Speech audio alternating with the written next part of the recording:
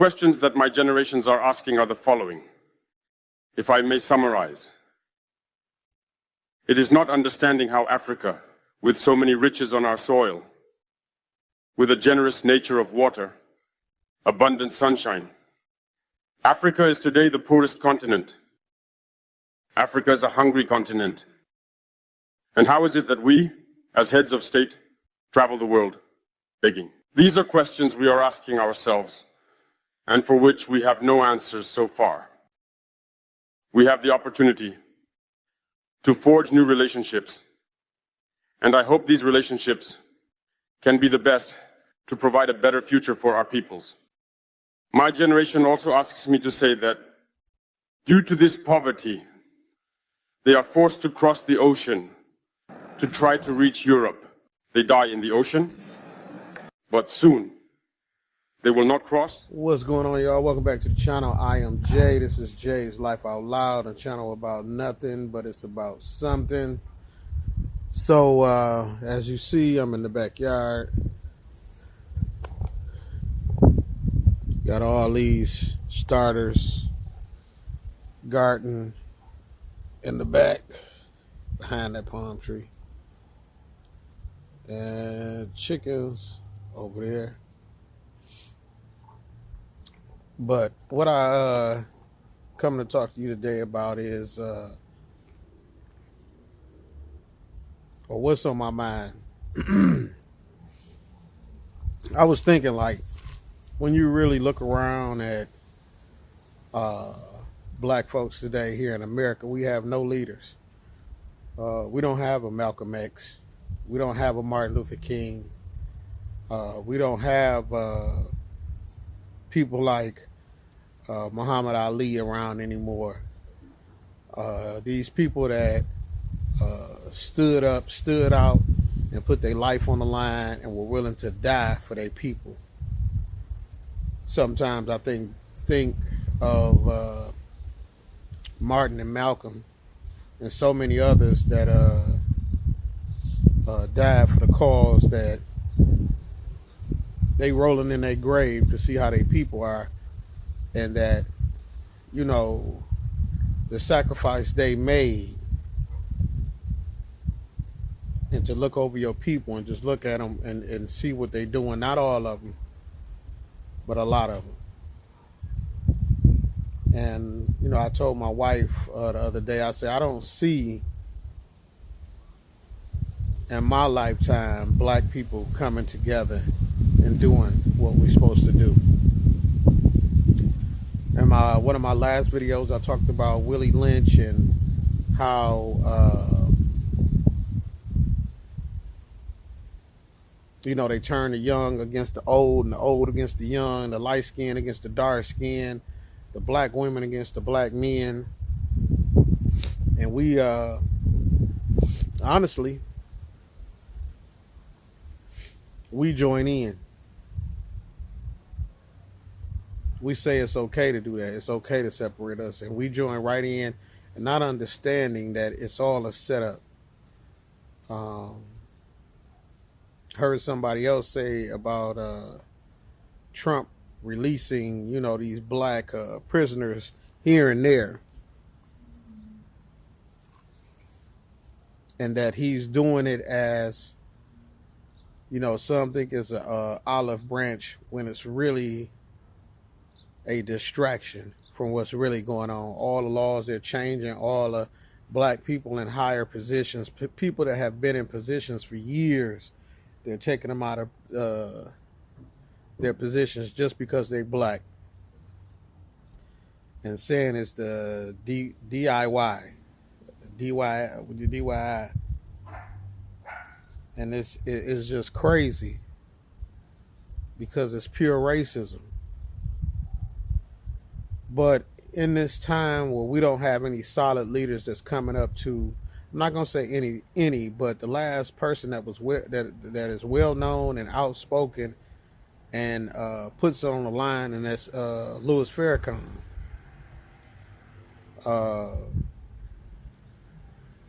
You know, we have other people that people can say, but the people that we know, you know, Martin Luther King went in the trenches. Martin Luther King had been shot at, stabbed, put in jail several times, and it takes a certain type of individual to go through that for their people.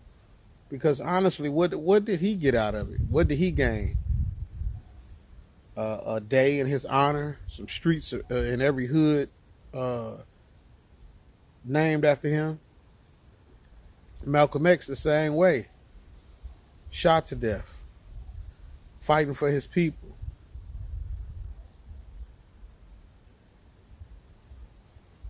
I watch Muhammad Ali videos, and he goes on, when he says, about not going over to Vietnam and different things like that, and people were willing to die for their beliefs. He told them, like, my people, the Viet Cong ain't never did nothing to me. My oppressor is right here at home, on my own soil. And the reason why I'm bringing this up is because we have a Burkina Faso president, Ibrahim. Not even going to attempt to mess up his last name, Traoré. But he's making world news. There are people that are protesting here in the United States on his accord. There are people that are saying, leave that man alone. We've seen the same thing that they want to do to him, what they did to Gaddafi and other leaders.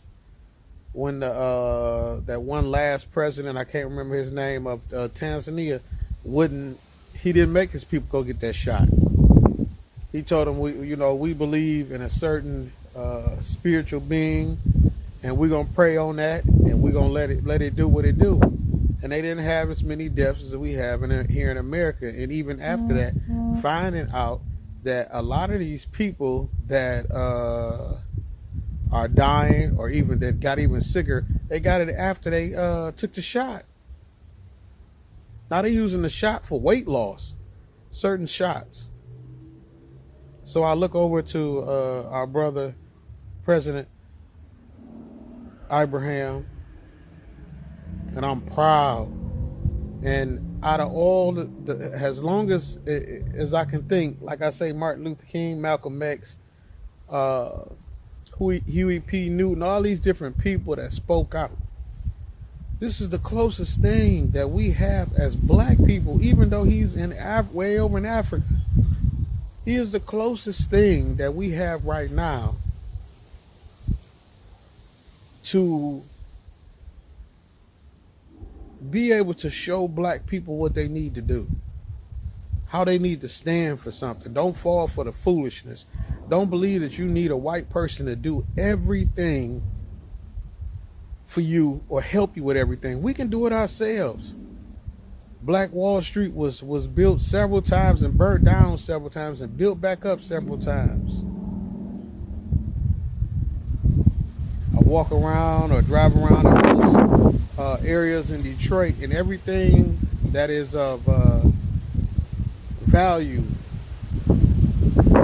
everything that is in high value, is not owned by blacks. Even though Detroit is predominantly black.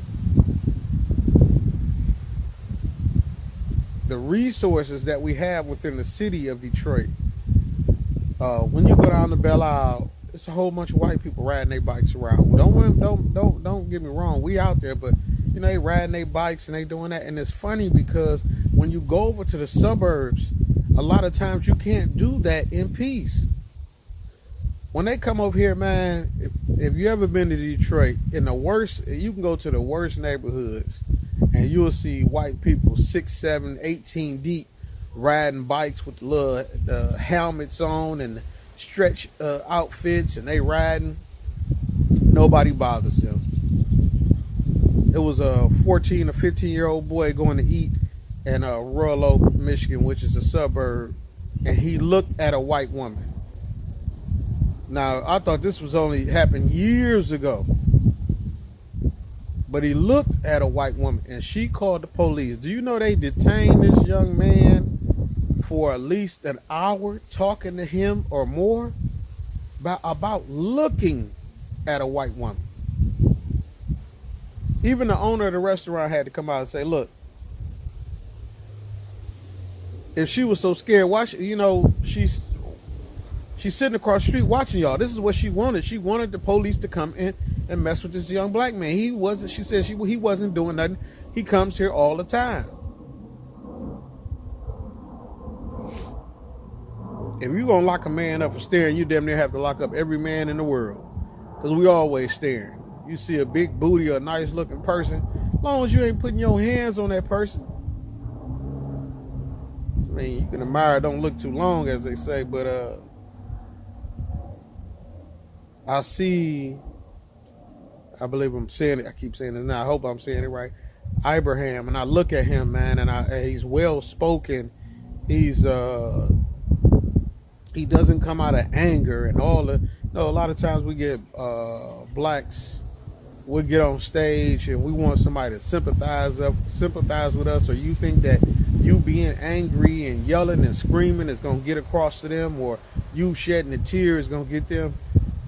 Man, you can talk to white folks and to you, blue, black, purple in the face. Those that care, and those that don't. And the majority of them in the United States do not give a damn. It showed you. You had a lady that called a little kid the N-word. A guy recorded it. The guy that recorded it is getting death threats. They didn't even know they done leaked his address, phone number. He may have to move. But the lady who made the comment started a GoFundMe. And I think they said her GoFundMe was over 300-something for calling a little boy the N-word. And then here we are as black people. You could have a content creator like me that can sit up here and dance and do all this, and I can break it down, and let's say I get 1,000 views. Then I come get some white person that's that's a newscaster or whatever they are, or they look goofy, and they come and do the same dance with me on their page, and they get 1 million views. And guess who in the comments? We are. We the ones that are so happy to give away everything that we have, everything that we create to somebody else, and then smile when they doing it.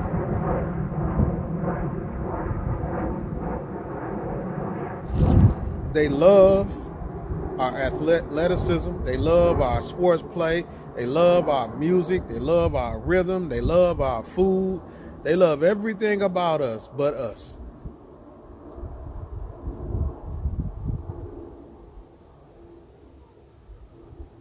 And and I'm not going to try to diminish Malcolm X or Martin Luther King, because they were taking on the United States every day.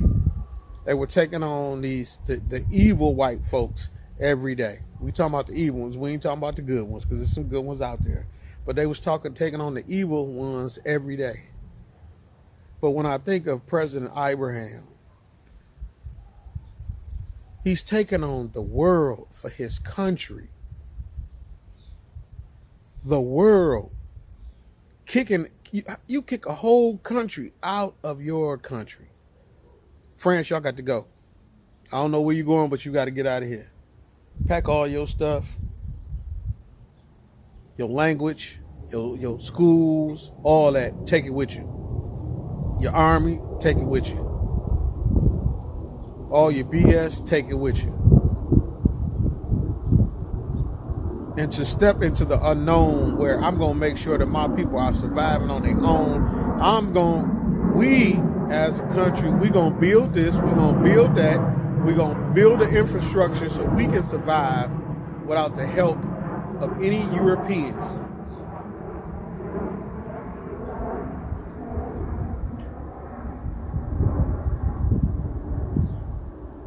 Then he say, United States can go make allies. I'm gonna make me some allies, but I'm gonna be smart about how I do it. I'm gonna be smart on how much I give them and what I allow them to do. A lot of leaders are more worried about lining their pockets.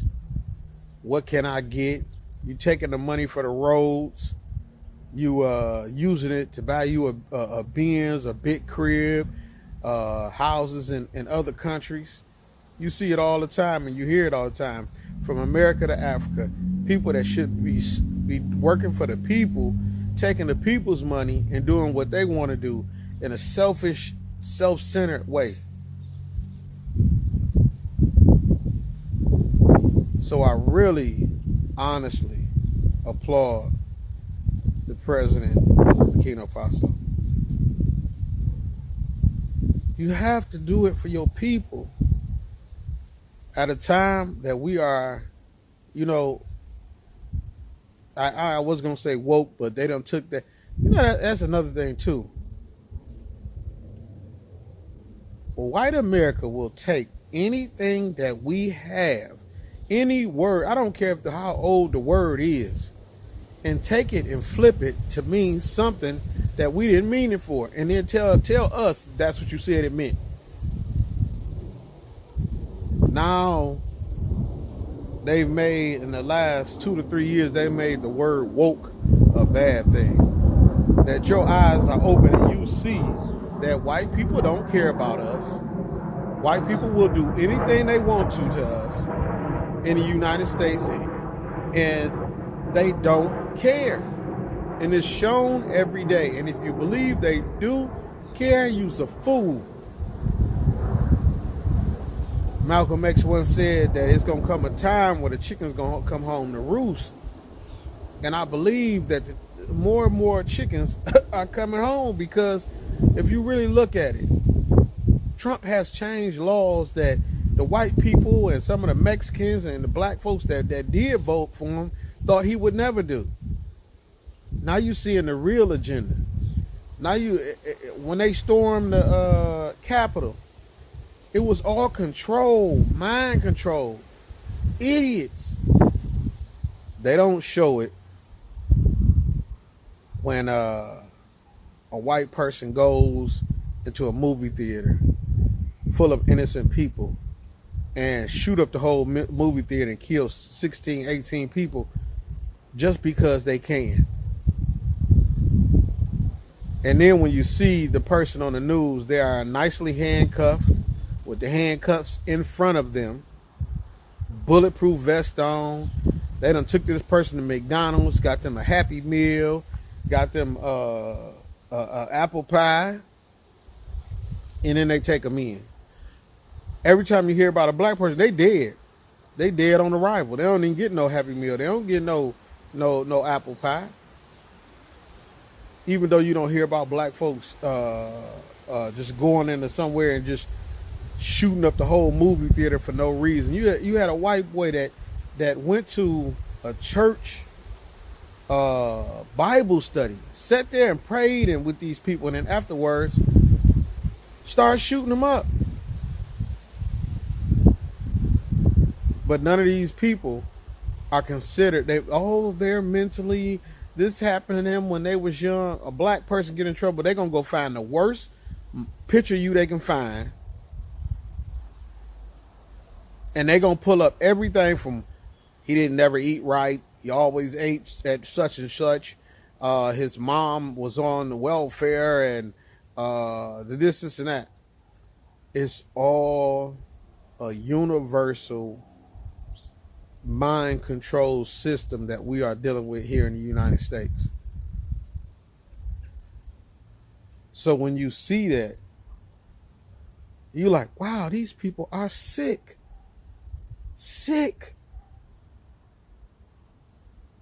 But if you got a president like President Abraham, then you are controlling everything around you. You're controlling the food that's coming in, the oil, the different things that we need to be control of. And then what's funny is everybody is proud to say, you ask a Mexican, you like, where you from? Mexico. Where I'm from, wherever they say they from. They proud.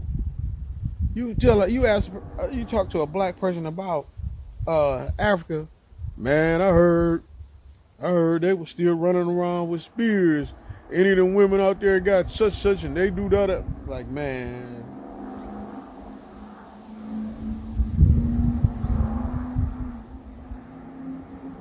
we are in a time where we need more black leaders like President Abraham.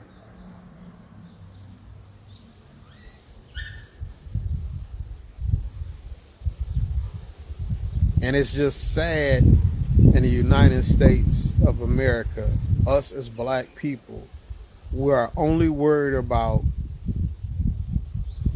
what chain we got on, being seen, wearing a white man's label on your back, on your chest, Gucci, Louis Vuitton, whatever. Even when you tell them that they selling you a shoe that costs $20 to make for $150, $250, $300, $1,500, and we still buy them.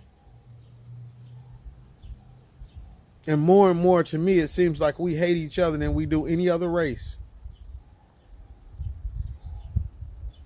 You can see 16 white folks riding a bike down your street and you won't bother them. But your neighbor across the street just got a brand new car and you want the rims off of it, and you're going to go over there and rob him. Or your neighbor next door riding his bike, you're going to do something stupid to him because you just don't like him. But the white man rolled by on his bike and threw some trash on your yard and kept riding.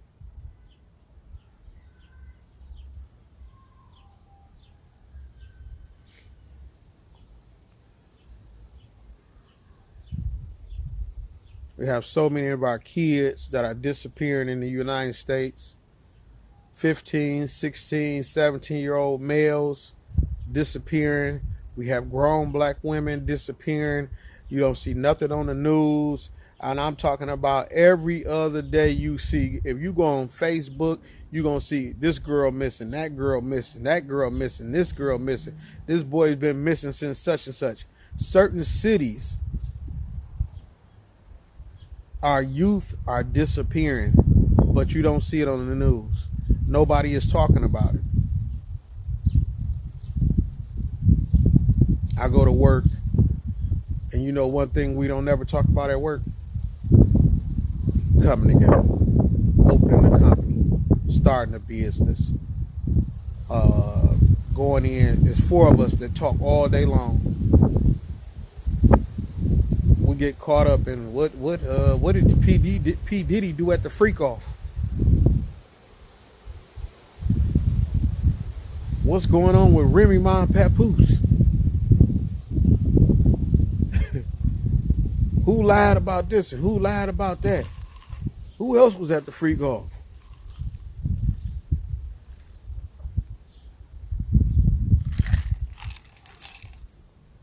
You let another race cancel your people. You say something about the LGBTQ community, you can get canceled. You say something about Jewish people, you can get canceled. But anybody, anywhere, at any time, can say anything they want about black people and not worry about the repercussions. Target wasn't worried about the repercussions. Walmart and them, they ain't worried about no repercussions. All these different people that back the president, Home Depot and all that, they not worried about no repercussions, because they gonna keep on doing what they doing, and you gonna keep on shopping with them, because they know these dumb Negroes they gonna get mad for a minute, they gonna protest, and they gonna march, and then they'll be back. They'll be right back where they was at.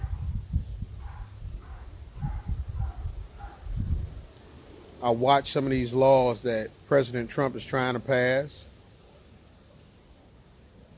and you can see what's happening. It's not only a race thing, but it's also jumbled with a poor thing. And if you are making less than, I would say, even if you making less than 100,000, or if you ain't good, they coming after you. They want more of your taxes. They're gonna keep raising taxes. They're gonna try to box black folks out of certain communities. Once the white folks come back in and start reviving and doing this and doing that, the people that's in the neighborhood, they start getting the police call on them for things they've been doing for years. They ain't bothering nobody. But just because some white people move in, now they got a problem. Excuse me. Things are not changing for the good, not for us. They see you doing something for black folks, they're going to try to cancel it. Now, if you can't do it for everybody, you can't do it. You can't do it just for black folks. But everybody else doing it for their people.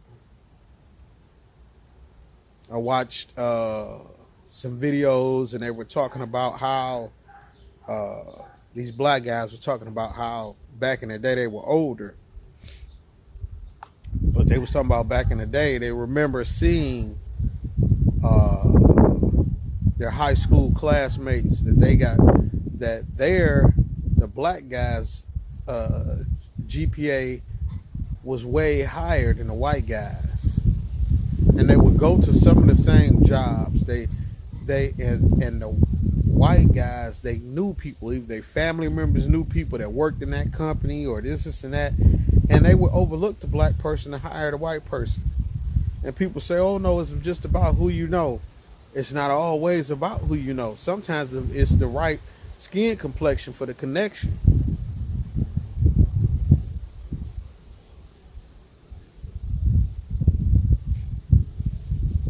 They're not trying to tax the rich. They're trying to tax the poor.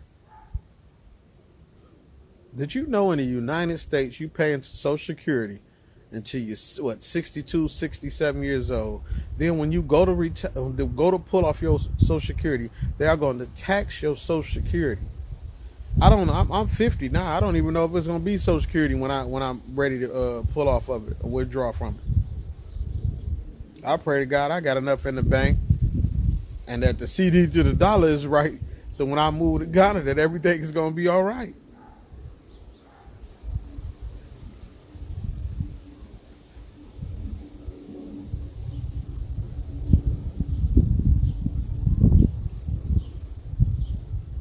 Well, I'm not going to hold y'all. That was just on my mind. So if you get a chance, opportunity, please subscribe. It's free. Like the video.